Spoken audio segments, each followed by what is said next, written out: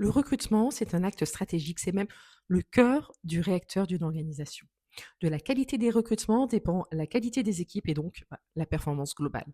Et pourtant, on continue à laisser nos biais cognitifs parasiter nos prises de décision.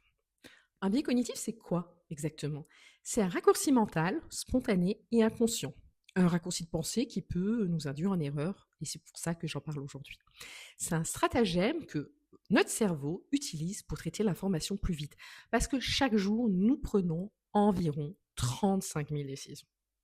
Impossible de tout analyser en profondeur, évidemment. Alors notre cerveau, qu'est-ce qu'il va faire? Il va simplifier, il va sélectionner certaines informations, il va en ignorer d'autres et il va trancher rapidement. C'est pas du tout un bug, c'est une stratégie évolutive.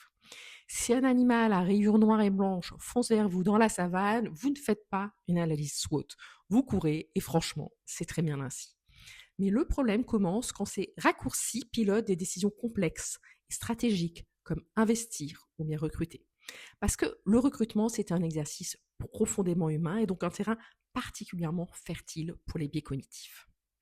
Résultat, des décisions sous-optimales, pour manier l'euphémisme, influencées par des impressions, des affinités, des stéréotypes.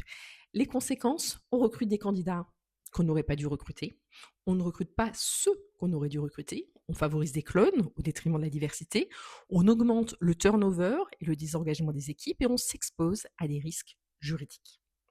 En France, 77% des DRH déclarent faire confiance à leur intuition pour recruter. Mais ce qu'on appelle intuition est bien souvent l'expression de biais dont on n'a pas conscience. J'espère aujourd'hui vous avoir convaincu que les biais cognitifs ne sont pas une lubie personnelle, ce sont des forces invisibles qui influencent nos décisions. On ne peut pas les supprimer, mais on peut les encadrer. Et en recrutement, ça change absolument tout.